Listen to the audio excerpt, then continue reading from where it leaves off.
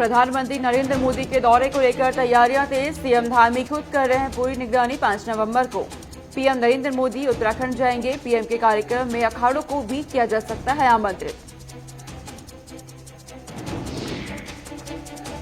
देवभूमि में कोरोना की रफ्तार में आई कमी। 24 घंटे में आए 8 नए संक्रमित मामले। एक भी मरीज की मौत नहीं हुई। 6 मरीज ठीक हुए। फिलहाल सक्रिय मामलों की संख्या 152 तक पहुंची।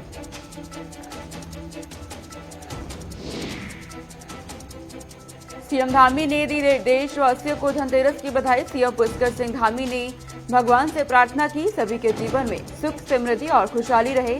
सीएम धामी दे सकते हैं देवभूमि वासियों को दिवाली से पहले कई सौगातें। नमस्कार, बहुत स्वागत आप सभी का। आप देख रहे हैं गुलिस्तान न्यूज। मैं आपके साथ सोनिका सिंह। बुलेटिन की शुरुआत करते हैं। तमाम बड़ी खबरों से आपको रूबरू कराएंगे और सीधा उत्तराखंड लिए चलते हैं। बड़ी जानकारी इस वक्त सामने आ रही है। उत्तराखंड में मौसम का मिजाज एक बार फिर बदल गया है। उत्तराखंड में मौसम का मिजाज बदल गया है। पर्वतीय इलाकों में भारी बारिश और बर्फबारी के आसार नजर आ रहे हैं। तो ये बड़ी जानकारी। देवभूमि में अब तेजी से ठंड बढ़ने लगी है। वहीं कई जिलों में हल्की बारिश होने के आसार भी जताए गए हैं। मौसम विभाग की तरफ से चेतावनी भी जारी की गई है कि उत्तराखंड का मौसम एक बार फिर बदलने जा रहा है। मौसम का मिजाज बदल गया है। पर्वतीय इलाकों में भारी बर्फबारी, वहीं बारिश भी हो रही है। तेजी से ठंड भी बढ़ने लगी है। जिक्र अगर किया जाए 4 धामों का, तो केदारनाथ धाम में भी इस वक्त बर्फबारी हो रही है। जिस तरीके से बर्फबारी हो रही है, ठंड बढ़ने लगी है। कई जिलों में तेज बारिश के आसार भी जताए गए हैं मौसम विभाग की तरफ से। तो मौसम एक बार फिर बदल गया है। वहीं आपको बता दें कि उत्तरकाशी, रुद्रप्रयाग, चमोली, बागेश्वर, पिथौरागढ़ जैसे जिलों में हल्की हल्की बारिश होने के आसार जताए गए हैं और इसी बीच बर्फबारी के भी आसार हैं। जिक्र किया जाए 4 धामों में केदारनाथ में बर्फबारी हुई है और जिसके चलते ठंड भी फिलहाल बढ़ गई है। तो उत्तराखंड में मौसम एक बार फिर से बदल गया है। ऐसे में लोगों को सावधान रहने की बेहद जरूरत है। जिस तरीके से मौसम का मिजाज बदल रहा है, देवभूमि में तेजी से ठंड बढ़ने लगी है। कई जिलों में हल्की बारिश होने के आसार जताए गए हैं। पिथौरागढ़, बागेश्वर, चमोली, रुद्रप्रयाग में हल्की बारिश के आसार जताए गए हैं। वहीं उत्तराखंड में मौसम का मिजाज बदल गया है। पर्वतीय इलाकों में खास करके बर्फबारी के आसार मौसम विभाग की तरफ से जताए गए हैं। तो ऐसे में लोगों को सावधान रहने के लिए कहा जा रहा है। खासकर पर्वतीय इलाकों में लोगों से अपील की जा रही है कि सुरक्षित और सावधान रहे, क्योंकि मौसम का मिजाज उत्तराखंड में बदलने लगा है। तेजी के साथ ठंड बढ़ने लगी है। उत्तराखंड में पर्वतीय इलाकों में भारी बारिश के आसार, साथ ही साथ बर्फबारी के आसार भी जताए गए हैं। तो देवभूमि में ठंड बढ़ने लगी है, वो भी तेजी की रफ्तार के साथ। कई जिलों में हल्की बारिश के आसार भी जताए गए हैं। संवाददाता धनराज गर्ग मेरे साथ जुड़ गए हैं तमाम जानकारी के साथ। धनराज, जानकारी मिल रही है कि उत्तराखंड में मौसम का मिजाज एक बार फिर बदल गया है। इस वक्त मौसम का मिजाज कैसा है, जानकारी दीजिएगा। बिल्कुल, जिस तरीके से मौसम कि उत्तराखंड का मौसम एक बार फिर बदल सकता है और कि यदि अभी इस समय की बात करें तो उत्तराखंड के जो पहाड़ी क्षेत्र है उनमें जरूर मौसम बदला हुआ नजर आ रहा है कि मौसम सुहाना बना हुआ है और बादल छाए हुए हैं। लेकिन राजधानी देहरादून की बात करें तो राजधानी देहरादून में मौसम ठंडा जरूर है, लेकिन धूप खिली हुई है, लेकिन मौसम जरूर ठंडक जरूर दिखा रहा है, क्योंकि जो लोग हैं उनकी कहीं ना कहीं जो जर्सियां हैं, जैकेट है, वो निकल चुकी हैं और तमाम लोग जैकेट वगैरह पहनने लगे हैं क्योंकि मौसम ठंडा हो चुका है। लेकिन सोनिका, वहीं आपको ये भी बता दें कि जिस तरीके से भी हाल ही में आपने देखा था कि जब बारिश उत्तराखंड में हुई थी, 3 दिन लगातार बारिश हुई थी और काफी तबाही उत्तराखंड में देखने को मिली थी। तो इसी को देखते हुए कहीं ना कहीं मौसम विभाग ने पहले ही चेतावनी जारी कर दी है कि जरूर अलर्ट रहने की आवश्यकता जरूर है, क्योंकि मौसम कभी भी बिगड़ सकता है। मौसम का अनुमान जो जताया जा रहा है और साफ तौर पर मौसम विभाग ने यही कहा है कि आने वाले 3 दिन के अंदर कहीं ना कहीं मौसम जरूर सुहाना होगा और पहाड़ी क्षेत्रों में भारी बारिश भी हो सकती है। धनराज, पर्वतीय क्षेत्रों के लिए खासकर कहा गया कि बर्फबारी भी होने के आसार है। कितनी चुनौती उस इलाकों में रहने वाले लोगों के लिए? जी बिल्कुल सोनिका, कहीं ना कहीं एक चुनौती जरूर बनी रहती है, क्योंकि जब मौसम सुहाना होता है, बर्फबारी होती है, तो कहीं ना कहीं वहाँ के लोगों को, जो स्थानीय लोग हैं, उनको दिक्कतों का सामना जरूर करना पड़ता है, क्योंकि चलने के लिए जगह नहीं रहती है। जब बर्फ पड़ती है तो लोग वहाँ पर घरों से बाहर नहीं निकल सकते, और सर्दी इतनी हो जाती है कि ठिठुरन वाली सर्दी हो जाती है, जिससे उनके खाने पीने की समस्या जरूर सामने आती है। लेकिन उसके लिए प्रशासन को लगातार अलर्ट मोड पर रहना होता है, और प्रशासन अलर्ट मोड पर रहता भी है कि तमाम जो ऐसे लोग हैं, स्थानीय लोग हैं, जिनको इतनी परेशानियों का सामना करना पड़ता है, एक चुनौती भरा जीवन उनका उत्तराखंड में है, कि जिस तरह से पर्वतीय पहाड़ों में बारिश की बात करें या फिर बारिश की बात करें, लगातार होती रहती है और तमाम तरह की दिक्कतें उन लोगों को आती है। तो उसके लिए प्रशासन पहले से ही अलर्ट मोड पर रहता है और तमाम व्यवस्था बनाने में जुटा रहता है। सोनिका, धनराज, मौसम विभाग की तरफ से क्या कुछ कहा जा रहा है कि जिस तरीके से तेज बारिश के आसार जताए गए हैं, कब तक मौसम ऐसा बना रहेगा? जी सोनिका, बिल्कुल मौसम विभाग की तरफ से साफ तौर पे कहा गया है कि आने वाले 3 दिन कहीं ना कहीं उत्तराखंड पर बारिश जरूर बरस सकती है, लेकिन इतनी बड़ी चेतावनी नहीं है कि कोई खतरा हो, क्योंकि मौसम बदल रहा है। अब सर्द मौसम आने वाला है, तो उसके लिए ठंडक के लिए बारिश भी होनी आवश्यक है, और कहीं ना कहीं जो बारिश होगी उससे जरूर ठंडक उत्तराखंड में आएगी। जो तापमान है उसमें गिरावट जरूर देखी ठंडक बढ़ने लगी है तेजी के साथ। आप हमारे साथ बने रहे धनराज। इस बीच एक बड़ी जानकारी सामने आ रही है। उत्तराखंड सरकार ने बड़ा फैसला लिया है। उत्तराखंड सरकार ने बड़ा फैसला लिया है। आपको बता दें कि ये बड़ी जानकारी इस वक्त सामने आ रही है। बाहरी राज्यों के आने वाले लोगों के लिए एसओपी जारी की गई है। तो ये बड़ी जानकारी इस वक्त की। त्योहारी सीजन में कोरोना संक्रमण के खतरे को देखते हुए ये फैसला लिया गया है। राज्य में प्रवेश के लिए स्मार्ट सिटी वेब पोर्टल पर पंजीकरण कराना होगा।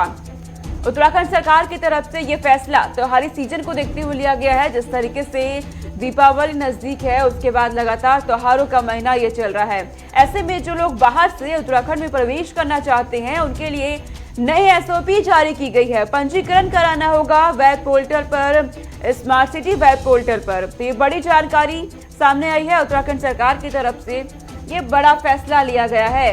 धनराज गर्ग मेरे साथ जुड़े हुए हैं, तमाम जानकारी अपडेट लेंगे। धनराज, जिस तरीके से जानकारी मिल रही है कि बाहरी जो भी व्यक्ति प्रवेश करना चाहते हैं उत्तराखंड में, उनके लिए एसओपी जारी की गई है, क्या कुछ है इस नई एसओपी में? जी सोनिका, बिल्कुल जिस तरीके से त्योहारी सीजन नजदीक है, और इसको देखते हुए कहीं ना कहीं कोरोना के जो मामले भले ही उत्तराखंड में कम हो, लेकिन उत्तराखंड सरकार कोई भी रिस्क यहाँ पर नहीं उठाना चाहती है। तमाम एसओपी जारी जरूर कर दी है उत्तराखंड सरकार ने, और साफ तौर पे कहा गया है एसओपी में कि जो बाहर से आने वाले राज्य के लोग हैं, वो कहीं ना कहीं जो बॉर्डर है उन पर चेकिंग अभियान चलाया जाएगा, और जो स्मार्ट सिटी का वेब पोर्टल बनाया गया है उस पर रजिस्ट्रेशन करना अनिवार्य होगा, कि उनको उस पर रजिस्ट्रेशन करने के बाद ही उत्तराखंड में एंट्री दी जाएगी, वरना उनको एंट्री नहीं दी जाएगी। या फिर जिनको दोनों डोज लग गई है, या फिर कोरोना का टेस्ट कराकर वो उत्तराखंड आ रहे हैं, 72 घंटे पहले की निगेटिव रिपोर्ट लेकर उनको आनी होगी, तभी वो उत्तराखंड में आ सकते हैं। तो कहीं ना कहीं जिस तरीके से उत्तराखंड में लगातार कोरोना के मामले कम होते जा रहे हैं, लेकिन उत्तराखंड सरकार लगातार सतर्क बनी हुई है, क्योंकि तीसरी लहर की आशंका भी लगातार जताई जा रही है सोनिका। और उसी को देखते हुए कहीं ना कहीं जो त्योहारी सीजन है, त्योहारी सीजन में कहीं ना कहीं कोरोना के जो मामले हैं वो बढ़ने की आशंका रहती है, जिसको देखते हुए उत्तराखंड सरकार ने ये एसओपी जारी की है, और साफ तौर पर बाजारों के लिए भी एसओपी जारी कर दी है कि कहीं पर भी कोई भीड़ नहीं लगाएगा, क्योंकि जो सोशल डिस्टेंसिंग का पालन है वो जरूरी होगा करना, और मास्क लगाकर ही वो बाजारों में सब लोग उतरेंगे। यदि ऐसा नहीं करते हैं तो उन पर जरूरी कानूनी कार्रवाई करने के लिए भी सरकार बाध्य होगी, और तमाम प्रशासन को भी अलर्ट मोड पर रहने के लिए कहा गया है। Dhanraj, smart city web portal पर पंजीकरण कराना होगा उन लोगों को, किस तरीके से प्रोसेस है इसका पूरा? जी सोनिका, बिल्कुल जो वेब पोर्टल पर पंजीकरण का प्रोसीजर है वो साफ तौर पर उसमें जो इंस्ट्रक्शन है उनको फॉलो करना होगा, क्योंकि जब पंजीकरण करते हैं तो उसको जो वेबसाइट है उसको खोलना होगा, और उसमें पूरी डिटेल उसमें डालनी होगी कि कौन कहाँ से आ रहे हैं और कहाँ जा रहे हैं और कब तक वो उत्तराखंड में रहेंगे। पूरी डिटेल उसके अंदर भरी जाती है, यानी कि नाम, एड्रेस और जन्म तिथि तक उसमें डाली जाती है, मोबाइल नंबर तक उसमें डाला जाता है, और एक लिमिट होती है कि वो कितने समय तक उत्तराखंड के अंदर रहेंगे, और यदि उस लिमिट से अधिक वो लोग रहते हैं तो उसको सरकार चिन्हित करती है और उन पर कहीं ना कहीं कानूनी कार्रवाई करने की कोशिश भी शासन प्रशासन लगातार करता है। जी सर, ठीक है धनराज, तमाम जानकारी आपने हम तक पहुंचाई, बहुत शुक्रिया तमाम जानकारी हम तक पहुंचाने के लिए। आगे रुक करते हैं, 2022 में विधानसभा के चुनाव उत्तराखंड में होने हैं, और इसी के मद्देनजर देवभूमि में दल बदल की राजनीति तेज हो गई है। जानकारी मिल रही है कि जिस तरीके से 2022 में विधानसभा के चुनाव होने हैं, अब उसके मद्देनजर बसपा छोड़ आम आदमी पार्टी के हो गए हैं कृपाल राम आर्य। तो कृपाल राम आर्य ने बसपा का दामन छोड़ आम आदमी पार्टी का दामन थाम लिया है। ये बड़ी जानकारी मिल रही है। आर्य ने 12 से अधिक कार्यकर्ताओं के साथ आम आदमी पार्टी की सदस्यता ले ली है। आम आदमी पार्टी के प्रभारी दिनेश मोहनिया की मौजूदगी में शामिल हुए हैं। तो दल बदल का सिलसिला उत्तराखंड में चल रहा है। राजनीतिक दलों में से कार्यकर्ता दामन छोड़ दूसरे दलों में शामिल हो रहे हैं। बड़ी जानकारी मिल रही है कि बसपा को छोड़कर कृपाल राम आर्य आम आदमी पार्टी में शामिल हो गए हैं और आर्य ने 12 से अधिक कार्यकर्ताओं के साथ आम आदमी पार्टी की सदस्यता ले ली है। ये बड़ी जानकारी मिल रही है उत्तराखंड में। तो आम आदमी पार्टी लगातार एक्टिव मोड में है। उत्तराखंड में पहली बार आम आदमी पार्टी ने उत्तराखंड की राजनीति में कदम रखा है और जिस तरीके से दामन थामा जा रहा है दूसरे दलों के कार्यकर्ताओं की तरफ से आम आदमी पार्टी का, देखना होगा कितनी कामयाबी हालांकि 2022 में मिलेगी। फिलहाल संचित शर्मा मेरे साथ जुड़ गए हैं तमाम जानकारी के साथ। संचित, जानकारी मिल रही है कि अब बसपा का दामन छोड़ दिया है कृपाल राम आर्य ने और आम आदमी पार्टी का दामन थाम लिया है। कितनी मजबूती मिलेगी इससे पार्टी को? आम आदमी पार्टी जो तमाम तरीके की राजनीतिक वो आम आदमी पार्टी से ज्वाइन करते उनका जो वर्कर चाहे वो भारतीय पार्टी की बात करे चाहे वो कांग्रेस की बात करे, उसके वहाँ पर जो सम्मान नहीं मिलता है। लेकिन जिस तरीके से आम आदमी पार्टी को अगर आप देखें,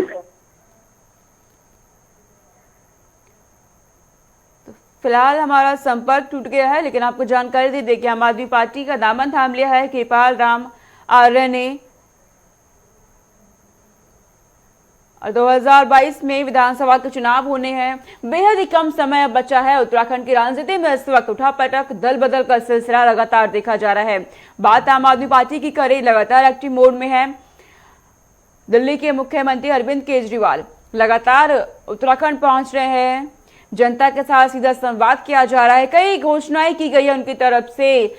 जनता के साथ दावे और वादे तमाम किए जा रहे हैं। हालांकि ये देखना होगा 2022 में कि परिणाम क्या रहेंगे और जनता का क्या रुख रहता है। लेकिन फिलहाल आम आदमी पार्टी लगातार एक्टिव मोड में है और अब बसपा का दामन छोड़ कृपाल राम आर्य जो आम आदमी पार्टी में शामिल हो गए हैं, उनके साथ 12 और कार्यकर्ताओं ने आम आदमी पार्टी की सदस्यता ले ली है। आप प्रभारी दिनेश मोहनिया की मौजूदगी में शामिल हुए हैं। संचित, आवाज आ रही है आपको हमारी?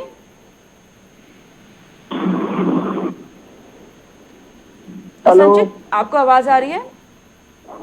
हाँ बिल्कुल। देखिए सोनिका, मैं आपको बताना चाहूंगा कि जिस तरीके से उत्तराखंड की राजनीति की बात करें और आम आदमी पार्टी की बात करें तो आप अंदाजा लगा सकते हैं कि आम आदमी पार्टी के अंदर इस वक्त आम आदमी पार्टी जो कार्यकर्ताओं को मिलती है उनको दोनों ही पार्टी, चाहे भारतीय जनता पार्टी हो चाहे कांग्रेस पार्टी हो, दोनों ही पार्टी में चुनावी सीट नहीं मिल पाएगी है, जिनको खतरा है कि उनको टिकट नहीं मिलेगा। तो कहीं ना कहीं ऐसे कार्यकर्ता जाकर के आम आदमी पार्टी ज्वाइन कर रहे हैं। लेकिन अगर इनके बेसिस से आम आदमी पार्टी अगर उत्तराखंड के अंदर चुनाव लड़ेगी तो कहीं ना कहीं आम आदमी पार्टी का उत्तराखंड में अपने आप को विपक्ष में भी साबित करना मुश्किल हो जाएगा।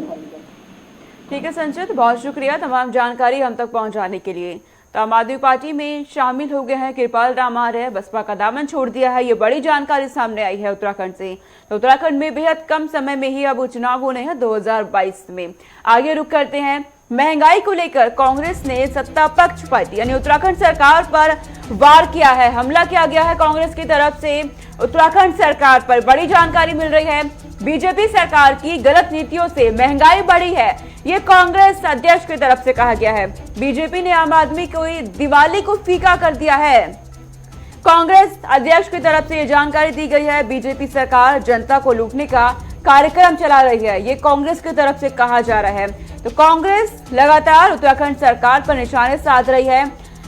2022 में विधानसभा चुनाव बेहद नजदीक है। इसके मद्देनजर कांग्रेस की तरफ से लगातार पुरजोर कोशिश की जा रही है। सत्ता पक्ष को घेरने की हर मुद्दे पर घेरा जा रहा है और अब महंगाई को लेकर कहा गया है कि बीजेपी सरकार की गलत नीतियों से महंगाई बढ़ी है उत्तराखंड में और बीजेपी ने आम आदमी की दिवाली को फीका कर दिया है। कांग्रेस की तरफ से ये आरोप लगाए गए हैं सत्ता पक्ष पार्टी पर। बड़ी जानकारी मिल रही है कि कांग्रेस ने उत्तराखंड सरकार पर हमला किया है। लगातार कई मुद्दों को लेकर बीजेपी सरकार को घेरने का काम कर रही है और जिस तरीके से कांग्रेस इस वक्त एक्टिव मोड में नजर आ रही है, सीधा जनता को साधने का प्रयास भी किया जा रहा है। विशाखा चौधरी संवाददाता मेरे साथ जुड़ गई हैं तमाम जानकारी के साथ। विशाखा, जिस तरीके से जानकारी मिल रही है कि महंगाई को लेकर कांग्रेस ने बीजेपी सरकार पर हमला किया है, किस तरीके से देखती हैं आप? क्या वाकई उत्तराखंड में महंगाई अपने चरम पर पहुंच गई है? जी बिल्कुल सोनिका, देखिए कांग्रेस के द्वारा लगातार सत्ता पक्ष को घेरने की जो कोशिश है वो की जा रही है और महंगाई और बेरोजगारी ये दो ऐसे मुद्दे हैं जिस पर सभी जो राजनीतिक दल है फिलहाल राज्य सरकार से लेकर केंद्र तक सत्ता पक्ष को घेरने की कोशिश में है। और देखिए महंगाई की जिस तरह से बात है तो कहीं ना कहीं कुछ चीजों को लेकर जो टैक्स की वजह से कहिए या फिर अन्य वजह से कहिए कि जो चीजें हैं चाहे वो पेट्रोल हो, डीजल हो या अन्य जो गैस सिलेंडर के दाम हो, ये कुछ जो बिल्कुल बेसिक जो जरूरतें हैं इनके दाम में कहीं ना कहीं समय से पहले एकदम इतनी बढ़ोतरी हुई है कि उसको लेकर जो कहीं ना कहीं जो अन्य राजनीतिक दल है, विपक्षी पार्टियां हैं, जाहिर तौर पर उनको सत्ता पक्ष को घेरने की जो वजह है वो भी मिली हुई है। और देखिए फिलहाल यही वो मुद्दे हैं पर आने वाले समय में चुनाव में भी यही वो मुद्दे रहेंगे, बेरोजगारी और महंगाई, जिस पर सत्ता पक्ष को जवाब देना पड़ेगा। और जो विपक्ष के द्वारा विरोध प्रदर्शन किए जा रहे हैं महंगाई को लेकर, फिलहाल देखिए कांग्रेस उत्तराखंड में कांग्रेस ने आरोप लगाए हैं कि सरकार की नीतियों की कमी की वजह से कहीं ना कहीं महंगाई में बढ़ोतरी हुई है, तो उसको लेकर भी फिलहाल राज्य सरकार को जवाब देना होगा। और अगर आगामी विधानसभा चुनाव से पहले सभी राजनीतिक पार्टियां, राजनीतिक दल विरोध प्रदर्शन करते हैं, धरने प्रदर्शन करते हैं, तो जाहिर तौर पर ये वो मुद्दे हैं जिस पर सरकार को आगामी विधानसभा चुनाव से पहले जवाब देने की जरूरत होगी। क्या लगता है विशाखा, जिन मुद्दों को लेकर के फिलहाल कांग्रेस पार्टी, विपक्ष पार्टियां सत्ता पक्ष को घेर रही है, क्या मकसद जो उनका है कामयाबी में तब्दील हो पाएगा? बिल्कुल सोनिका, देखिए कामयाबी किस पार्टी को, किस वोट बैंक को साधने में, किस मुद्दे के द्वारा कितनी मिलेगी यह समय बताएगा। लेकिन फिलहाल सभी विपक्षी पार्टियां अपने अपने स्तर की जो तैयारियां हैं वो विधानसभा चुनाव को लेकर कर रहे हैं। बिल्कुल विशाखा, सभी तैयारियों में जुट गए हैं फिलहाल, लेकिन इसी बीच आप हमारे साथ बनी रहे। एक बड़ी जानकारी सामने आ रही है, इसी बीच जानकारी मिल रही है कि आज धनतेरस के मौके पर सीएम धामी ने देशवासियों को धनतेरस की बधाई दी है। तो जिस तरीके से आज धनतेरस है और सीएम पुष्कर सिंह धामी ने भगवान से प्रार्थना की है सुख और समृद्धि की, देशवासियों के लिए, उत्तराखंड वासियों की खुशहाली के लिए सीएम की तरफ से प्रार्थना की गई है। कहा गया है कि सभी के जीवन में खुशहाली आए। सीएम धामी ने बधाई दी है देशवासियों को धनतेरस की। साथ ही साथ जानकारी ये भी मिल रही है कि सीएम धामी देवभूमि वासियों को दिवाली से पहले कई सौगातें दे सकते हैं। प्रार्थना उनकी तरफ से की गई है और धनतेरस का मौका है, आज अवसर है, इस मौके पर बधाई दी गई उत्तराखंड वासियों को, देशवासियों को भी। साथ ही साथ कहा गया है कि सभी के जीवन में सुख, समृद्धि, खुशहाली आए। विशाखा हमारे साथ जुड़ी हुई हैं तमाम जानकारी के साथ। विशाखा, आज धनतेरस है और सीएम पुष्कर सिंह धामी की तरफ से भी बधाई दी गई है, किस तरीके का माहौल आप देख रही हैं उत्तराखंड में आज? जी बिल्कुल सोनिका, देखिए मुख्यमंत्री की तरफ से पहले ही जो दिवाली की सौगात के रूप में राज्य में कई घोषणाएं जो है वो की गई थी और मानदेय सरकारी कर्मचारियों के बढ़ाने की जो उन्होंने घोषणा है वो की थी। जो 10 साल से कम जो कर्मचारी हैं राज्य के, उनके लगभग 3,000 रुपए और उससे ज्यादा के और अधिक बढ़ोतरी करने की जो उन्होंने दिवाली तक यह जो उपहार समझिए कि राज्य के सभी जो कर्मचारी हैं उनको दिया था। इसके बाद आज धनतेरस के दिन उनके द्वारा सभी प्रदेशवासियों को, आम जनता को भी बधाई दी गई, शुभकामनाएं दी गई और उनके द्वारा कहा गया कि दिवाली राज्य के लिए भी शुभ हो और जिस तरह से राज्य आपदाओं से जूझ रहा है कहीं ना कहीं उसके लिए भी उन्होंने कहा कि यह जो दिवाली है वो मंगलमय हो राज्य के लिए और राज्य की जनता के लिए। ये तमाम चीजें उनके द्वारा कही गई और शुभकामनाएं जनता को दी गई और इसके द्वारा भी उनके अलग से कहा गया कि राज्य के कर्मचारियों को लेकर या फिर अन्य जो चीजें हैं उसको लेकर भी कई जो बड़ी घोषणाएं हैं वो कल या परसों उनके द्वारा की जा सकती है। जी, यानी दिवाली के अवसर पर उत्तराखंड वासियों को बड़ा तोहफा मिला है। जी बिल्कुल सोनिका, कम से कम जो राज्य कर्मचारी हैं जो लंबे समय से विरोध प्रदर्शन पर थे, उनके द्वारा जो फिलहाल नाराजगी है राज्य सरकार से, मुख्यमंत्री से, वो दूर हुई होगी। और जिस तरह से मानदेय में वृद्धि की गई है, कहीं ना कहीं जो आम कर्मचारी है उसको ए ग्रेड से लेकर डी ग्रेड तक जो कर्मचारी हैं, कार्यरत हैं, उनको लाभ मिलेगा। और जाहिर तौर पर जो त्योहारों की रौनक है वो ऐसी जनता की कहीं ना कहीं बढ़ेगी। ठीक है विशाखा, तमाम जानकारी आपने हम तक पहुंचाई, बहुत शुक्रिया तमाम जानकारी हम तक पहुंचाने के लिए। आगे रुक करते हैं, प्रधानमंत्री नरेंद्र मोदी का उत्तराखंड दौरा होना है 5 नवंबर को। ये बड़ी जानकारी है कि उनके दौरे को लेकर तैयारियां तेज हो गई है। प्रधानमंत्री नरेंद्र मोदी के दौरे को लेकर सीएम धामी खुद पूरी निगरानी कर रहे हैं। निरीक्षण उनकी तरफ से किया जा रहा है। कार्यक्रम की तैयारियों को लेकर 5 नवंबर की तारीख होगी जिस दिन पीएम नरेंद्र मोदी उत्तराखंड पहुंचेंगे। पीएम के कार्यक्रम में अखाड़ों को भी आमंत्रित किया जा सकता है। ये बड़ी जानकारी मिल रही है। प्रधानमंत्री नरेंद्र मोदी के दौरे को लेकर तैयारियां तेज हो गई है। कार्यकर्ताओं में उत्साह नजर आ रहा है। पूरे उत्साह और जोश के साथ कार्यकर्ता तैयारियों में जुटे हुए हैं। सीएम धामी खुद निगरानी रख रखे हैं उन्होंने और निरीक्षण कर रहे हैं पूरे कार्यक्रम की तैयारियों का। इसी बीच जानकारी ये भी है कि पीएम के कार्यक्रम में अखाड़ों को भी आमंत्रित किया जा सकता है। तो दौरे को लेकर तैयारियां तेज हो गई हैं। 5 नवंबर को उत्तराखंड जाना है प्रधानमंत्री नरेंद्र मोदी को। कई कार्यक्रम उनके आयोजित है। 5 नवंबर के दिन कई परियोजनाओं का शिलान्यास उनकी तरफ से किया जाएगा, उद्घाटन किया जाएगा। श्री आदि शंकराचार्य की समाधि का भी उद्घाटन करेंगे, लोकार्पण उनकी तरफ से किया जाएगा। और जिस तरीके से उनका कई कार्यक्रम तय है, केदारनाथ धाम पहुंचेंगे, पूजा अर्चना उनकी तरफ से की जाएगी।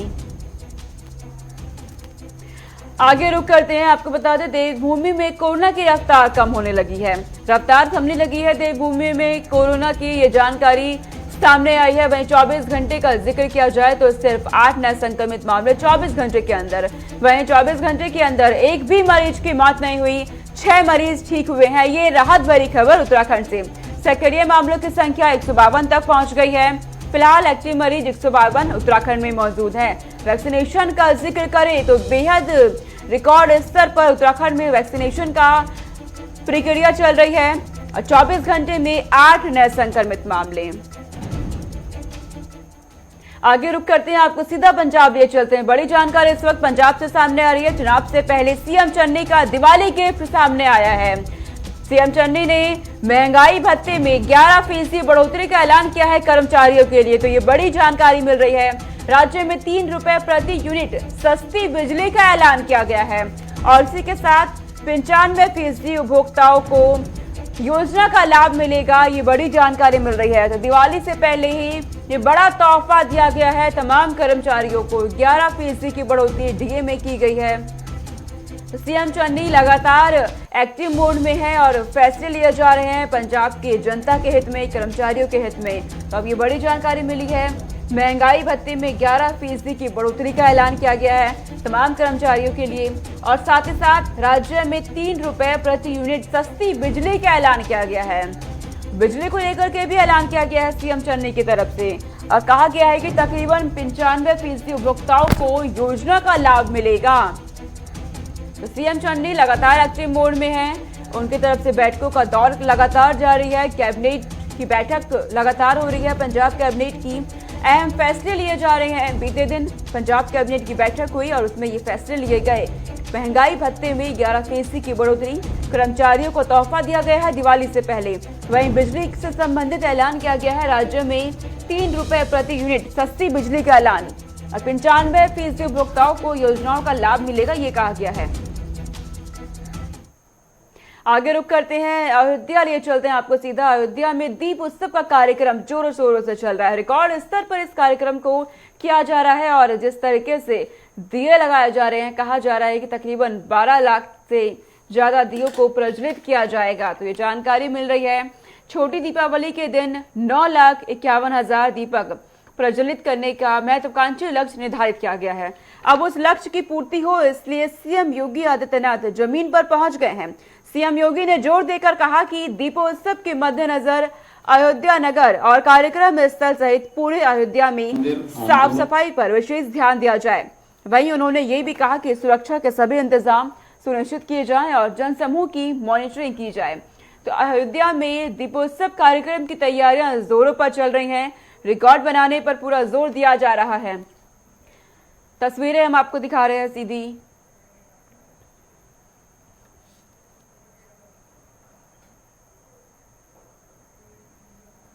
तो चलिए इस बुलेटिन में इतना ही, लेकिन खबरों का सिलसिला लगातार जारी है। देखते रहिए गुलिस्तान न्यूज। नमस्कार।